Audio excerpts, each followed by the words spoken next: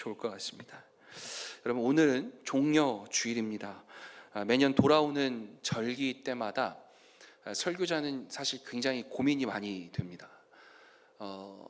차라리 절기가 아니면 난데 절기 때가 더 어려워요. 왜 그러냐면 절기는 매년 거의 정해져 있는 본문이 있습니다. 그리고 항상 어떤 메시지도 거의 같은 주제로 항상 선포가 되기 때문에 이제 고민이스럽죠. 당연한 얘기를 당연스럽지 않아야 되는 게 설교자의 어려움이고, 당연하고 뻔한 이야기를 당연하지 않고 뻔하지 않게 설교하는 게 설교자의 책무입니다. 사실 매주 52주 우리가 설교를 듣고 말씀을 듣는 것은 하나님 말씀, 그 진리는 사실 변함이 없습니다. 거의 같습니다. 그렇죠? 그럼에도 불구하고 우리가 늘 하나님 말씀을 새롭게 들을 수 있는 그 은혜가 우리에게 있는 줄 믿습니다. 오늘도 우리가 지난주 작년과 더불어서 같은 본문, 같은 제목으로 같이 말씀을 나눕니다. 그러나 조금 오늘의 상황에, 또 주님께서 주시는 오늘의 상황에 또 재해석하여 오늘의 말씀을 전하고자 합니다. 그래서 혹시 구역장님들 가운데 오늘 나오는 본문과 오늘 말씀의 제목이 구역 교재와 똑같음을 발견하시고 공부 안 해도 되겠다, 예습 안 해도 될 뻔했다 라고 생각하시면 큰 오산입니다. 그건 그거고요, 오늘 말씀은 또 오늘 말씀대로 또 나아갑니다. 그러니까 여러분, 구역장님들, 구역원들은 충실하게 또 구역 교재를 잘 보시고 또 구역 모임을 하셨으면 좋겠습니다. 오늘 설교 본문 가운데 오늘 좀 이런 이야기를 먼저 좀 드리고 싶습니다. 유대 종교 지도자들, 그렇죠? 또는 정치 지도자들, 유대인들, 이들은 왜 이렇게 예수님을 핍박하고 싫어했는가라고 하는 질문입니다. 여러분 잘 아시는 바와 같이 예수님은 굉장히 급진적인 혁신을 외쳤습니다. 그래서 때로는 어떤 자들은 혁명가 예수에 대해서 주목하기도 하고, 어떤 사람들은 사회혁명가 또는 사회개혁가로서의 예수를 굉장히 주목하기도 합니다. 특별히 그들이 신주단지처럼 여겼었던 그들의 전통을 주님은 과감히 깨뜨리는 모습을 많이 보여주셨습니다. 특별히 로마 제국에 그렇게 자랑하고 외쳤던 그들의 슬로건 뭐였습니까? 팍스 로마나입니다. 팍스 로마나. 팍스 로마나 뜻이 무슨 뜻입니까? 로마의 평화라는 뜻이에요. 로마의 평화. 전쟁이 없고 태평성대를 이뤄가는 그 한 100년에서 200년의 시기를 일컬어서 팍스 로마나다라고도 얘기하고, 그리고 그 실제로 통치자들, 네로 황제라든가 통치자들은 그 팍스 로마나를 외치면서 지금 이렇게 우리의 시대는 평화롭고 전쟁이 없고 정말 공의롭고 정의로운 그런 시대를 살아가고 있습니다라고 사람들을 세뇌시켰어요. 이제 안전하게 살 수 있는 평화의 시대입니다 라고 외쳤던 그 로마 제국을 향해서 주님은 그거 아닙니다, 신랄하게 비판했습니다. 그들이 외쳤던, 그 통치자들, 네로 황제와 로마 제국이 외쳤던 그 팍스 로마나는 허울뿐인 정의일 뿐이다, 형식적인 정의일 뿐이다 라고 주님이 아주 강력하게 비판했죠. 로마 황제 단 한 사람을 위해서, 그의 통치를 위해서 모든 사람이 노예화되고 있는 그 상황을 주님은 결코 가만두시지 않으셨습니다. 로마 황제와 그들이 얘기했었던 그 외침, 그 시대의 정신을 주님은 강력하게 반발하고 그것은 아닙니다 라고 엎으면서 주님의 가르침을 이야기해 주셨습니다. 겉으로 보기에는 조용하고 너무나 평화로워 보이는 그 세상이었지만 속으로는 이미 다 썩어 들어가고 있었던 그 로마의 시대, 사랑과 정의는 사라져버린 그런 제국을 주님은 신랄하게 비판하며 무엇을 얘기하셨습니까? 예수님이 늘 항상 가르쳤던 곳, 그것이 어디입니까? 하나님 나라였습니다. 그 하나님 나라를 주님은 항상 선포하며 가르쳐 주셨습니다. 정의를 위해, 공의를 위해 핍박받고 고난받는 자는 복이 있습니다 라고 주님은 얘기하셨고, 바로 그들이 하나님의 나라가 그들의 것입니다 라고 말씀하셨습니다. 마음을 비운, 마음이 가난한 사람, 오직 주님의 나라와 주님으로 가득 찬 사람들, 그들이 하나님 나라에 들어갈 수 있고 그들이 하나님 나라의 백성으로 설 수 있음을 늘 강조했습니다. 네로 황제의 나라가 아닌 하나님의 나라가 이 땅에 임해야 합니다라고 하는 것을 주님은 외쳤기에, 그들이 생각하기에, 통치자들이 생각하기에 황제와 그들의 기득권을 유지하며 살아갔었던 그들이 보기에 주님은 어떤 사람들로 나타나겠습니까? 로마의 지도자들과 그들에게 기생하며 살아갔었던 종교 지도자들의 눈에는 예수는 한량 정치범일 뿐이었고 반란자일 뿐이었기 때문에 그렇습니다. 더욱이 많은 이들이 그 예수를 따르는 그 모습을 보면서 이대로 그냥 둬서는 안 되겠다. 이러다가 진짜 우리 제국을, 우리가 지금 유지하고 있는 이 세상을 잘못하면 잃어버릴 수도 있겠다라는 그 위기감, 그 모습들이, 그런 생각들이 그들의 머릿속을 가득 차기 시작했을 때 예수를 죽여야겠다라는 생각으로 확신하게 되어집니다. 그런데 여러분, 사실 이들이 경험하는 이 위기감, 자신의 기득권을 잃어버릴 수 있겠다라고 하는 이 위기감은 로마 황제의 시대 때, 그 로마의 시대 때만 국한되어지는 것은 아닌 것 같습니다. 현대 우리 교회들에서도 많이 보입니다. 어쩌면 위기감을 느낀다라고 하는 표현보다는 섭섭함, 그리고 불만 또는 불평으로 더 나타나는 것이 맞을 것 같습니다. 이 섭섭함이란 나를 이전과 같이 대접해 주지 않는 것 같다라는 생각, 또는 이전과 같이 나를 신경 써주지 않는 것 같다라는 생각, 특히 힘없고 능력 없다고 스스로를 비하할 때 그러한 상태, 그러한 현상이 더 짙게 나타나는 것 같습니다. 예를 들어 예수를 아직 잘 알지 못하지만 나를 정말 따뜻하게 인도해줬고 전도해준 저 사람이 너무 좋아서 그의 말을 듣고 교회에 나왔습니다. 처음에는 자기를 너무나 반겨주고 따뜻하게 맞이해주는 그 모습이 정말 좋았습니다. 자신이 살면서 이렇게 대우받았던 적이 있었던가라고 생각하면서 그 모습이 너무나 좋았습니다. 나를 이렇게 귀한 사람처럼 대우해줬던 경우가 언제 있었는가라고 생각하며 너무나 좋았습니다. 그러나 우리 대체로, 모든 교회들이 거의 대체로 다 그렇습니다. 대체로 그렇듯이 시간이 조금 지나면 그 환대, 특히 초신자와 새로 온 그 새 식구들을 환대해줬던 그 환대는 그리 지속되지 않습니다.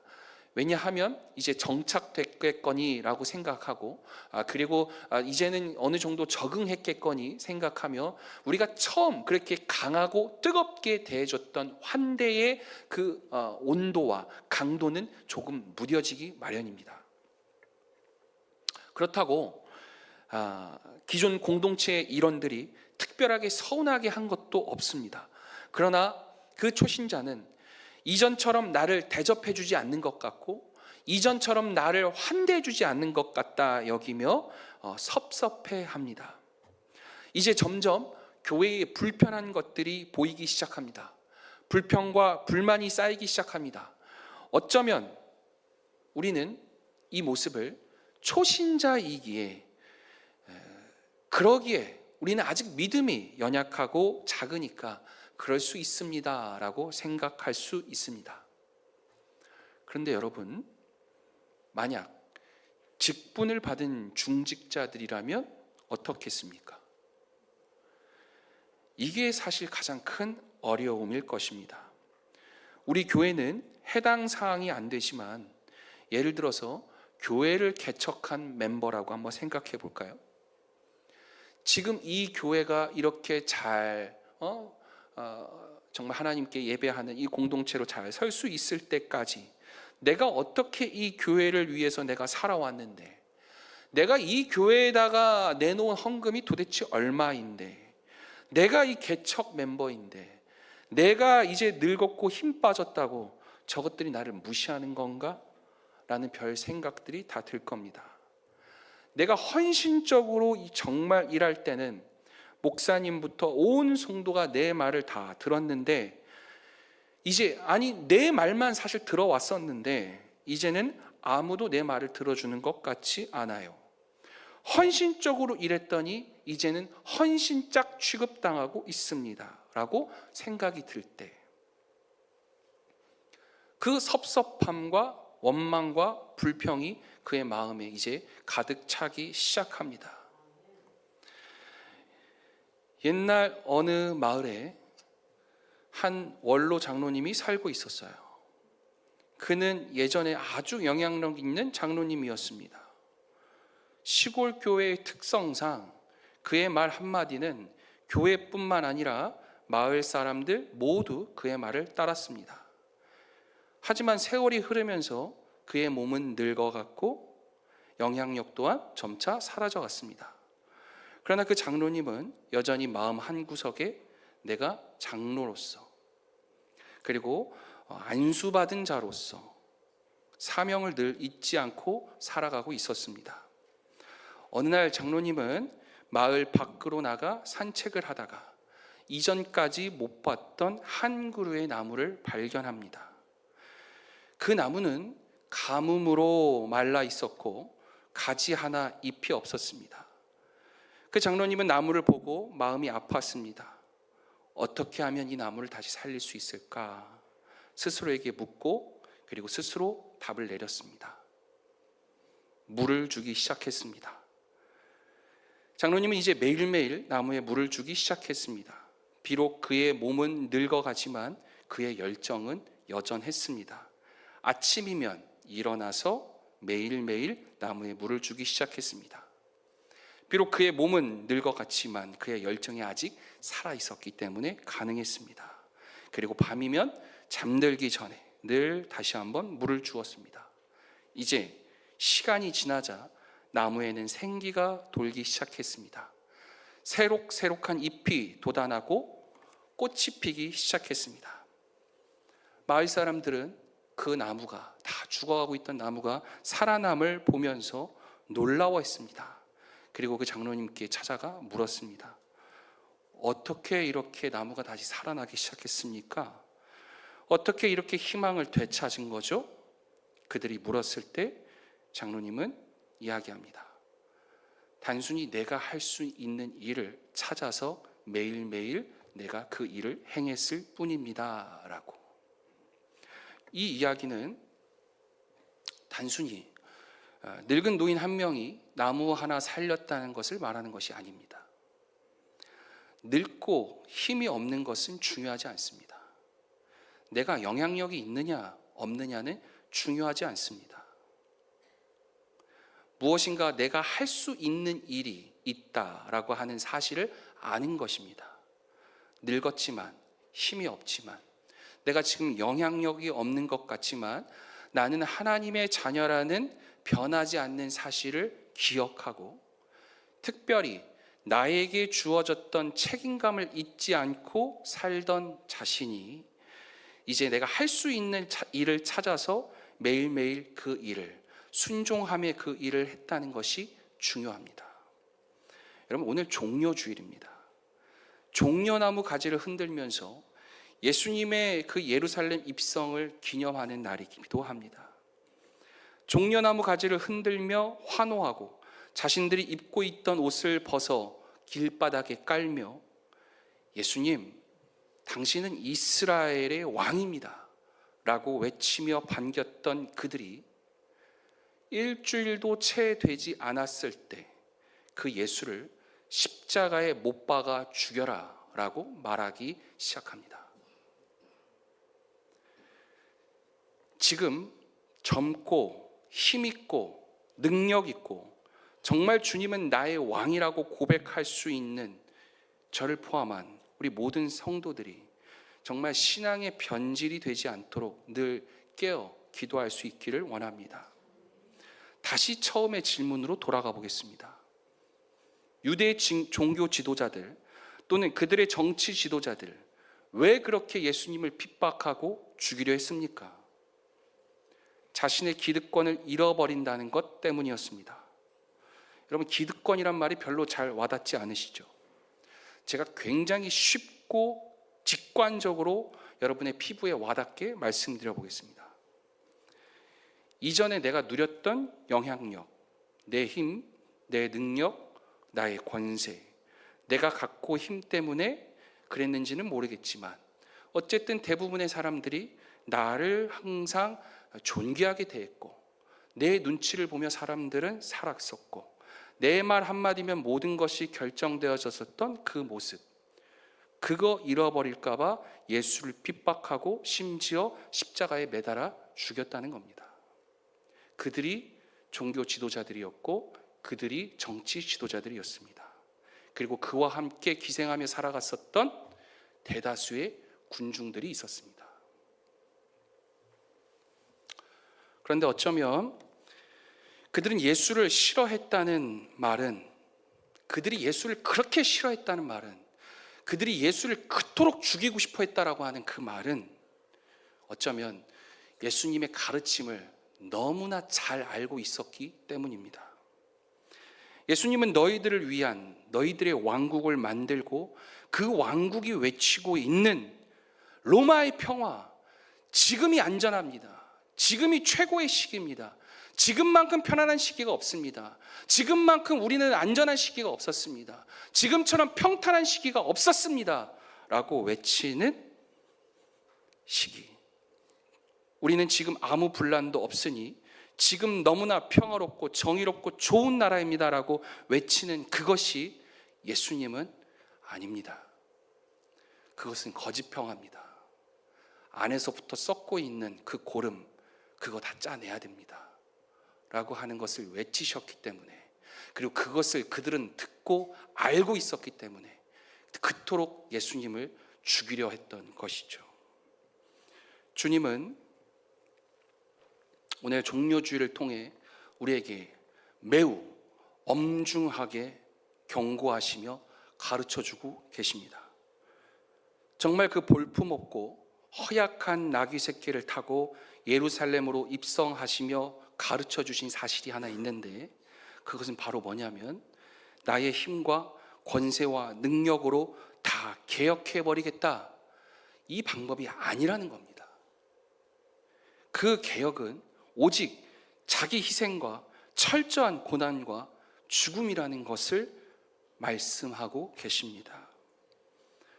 우리가 가지고 있는 섭섭함, 우리가 가지고 있는 안타까움, 이 출발이 내가 원래 누리고 있었던 그 권세와 힘, 그래서 그 영향력이 지금 사라졌기 때문에 나에게서 느껴지는 아쉬움이라든지 안타까움이라든지 그런 것이라면 그 자체가 오늘 주님께서는 아니라고 말씀하시는 겁니다.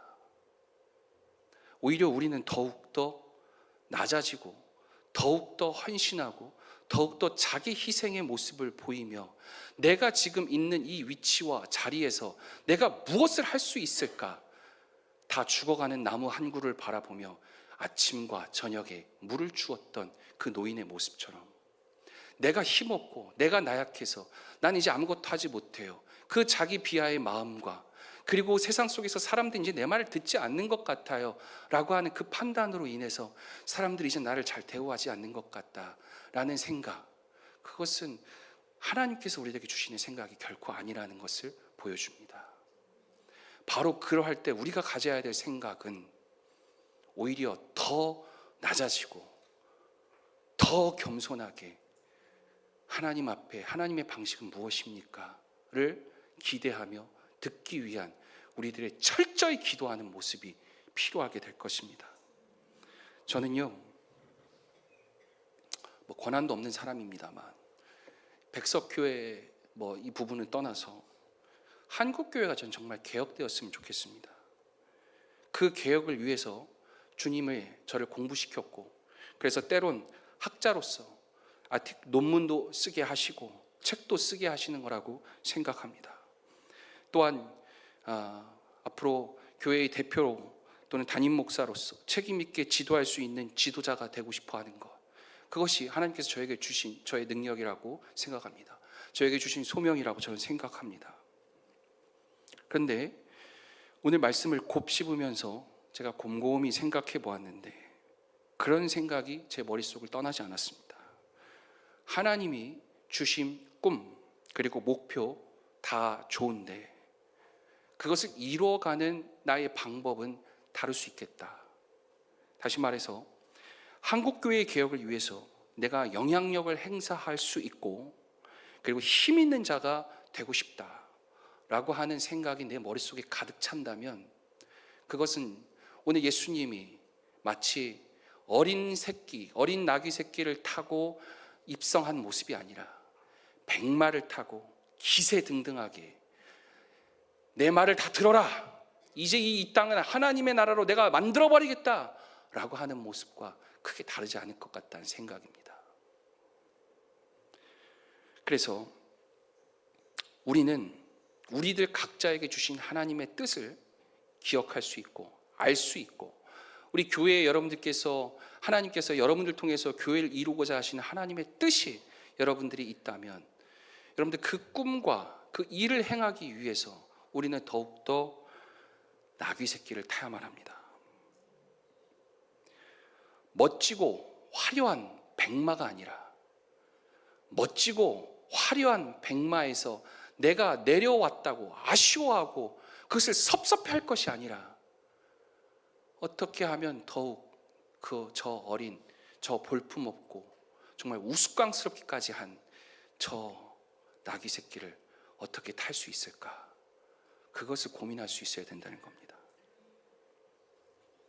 힘과 권력이 아닌 오직 자기 희생과 철저한 고난 그리고 절대적 순종이었던 그 죽음까지 그 모든 것이 주님의 방식이었다는 것을 여러분 우리가 함께 깨달았으면 좋겠습니다. 현대 한국교회 가운데 굉장히 큰 교회들 공통점이 있습니다. 굉장히 카리스마 있는 목사의 주도함 또는 정말 재력 있는 장로들 몇몇이 교회를 이끌어 갔었던 그런 모습들이 많이 있죠. 저는 그 한국교회가 다 개혁되어야 된다고 생각합니다.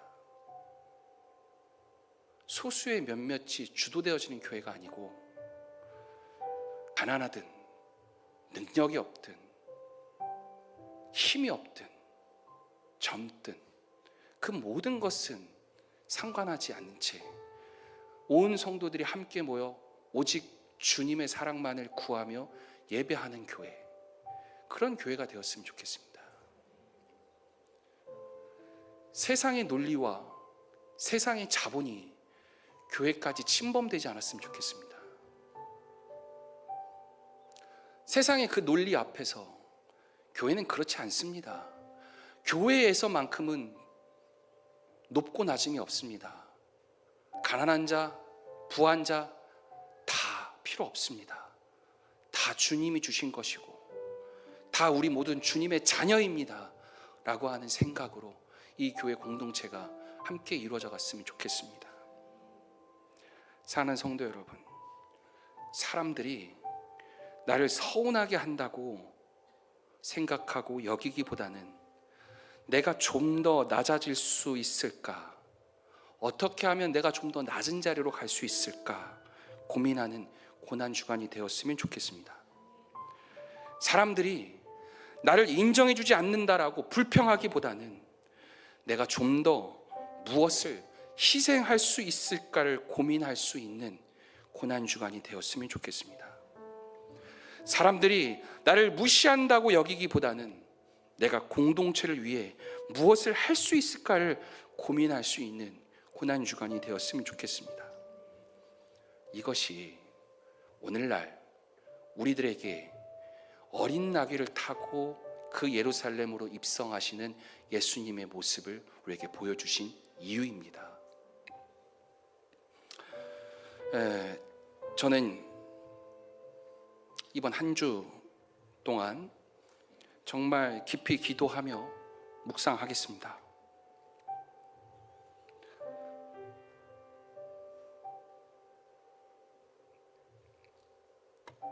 제가 갖고 있는 공식적인 여러분 앞에서 할 수 있는 권한이 특별히 없지만, 그러나 여러분이 그 있지도 않는 권한 그거 내려놓으십시오 라고 한다면 내려놓겠습니다.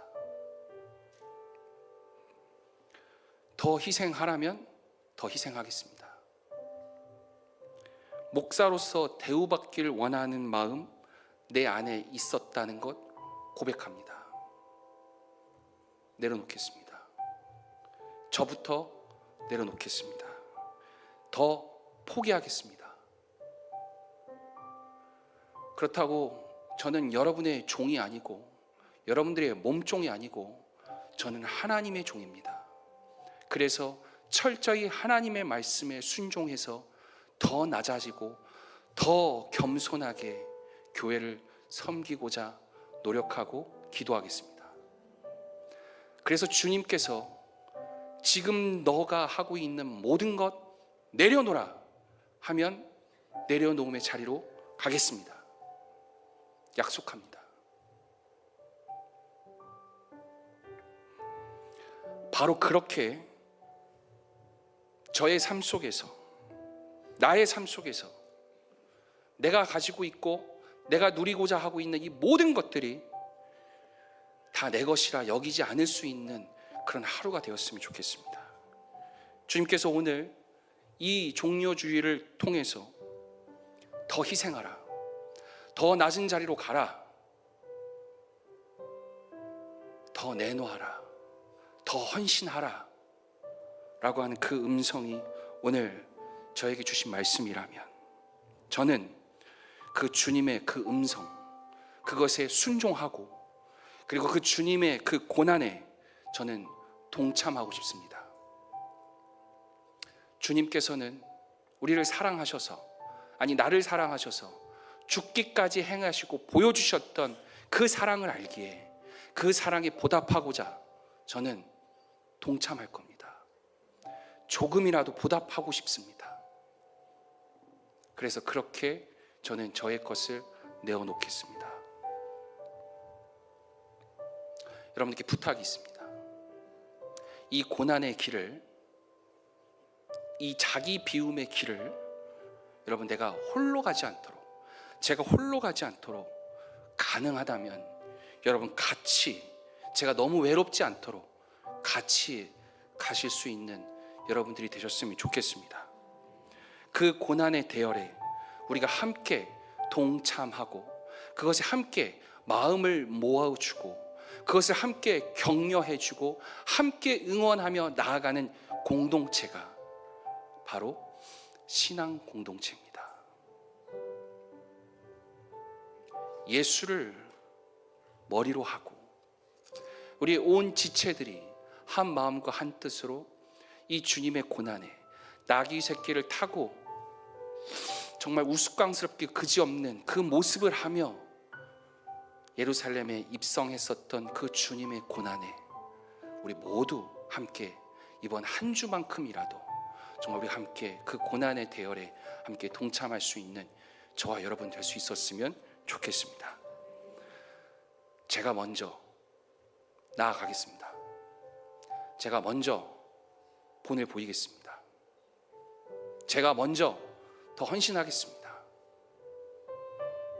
여러분 함께 손을 내밀어 주시고 그 손을 함께 잡고 우리 고난의 길에, 주님의 그 십자가의 길에 함께 들어설 수 있는 이번 한 주가 되기를 주님의 이름으로 축복합니다. 이 시간 우리 함께 잠시 찬양하고 기도하는 시간 갖도록 하겠습니다.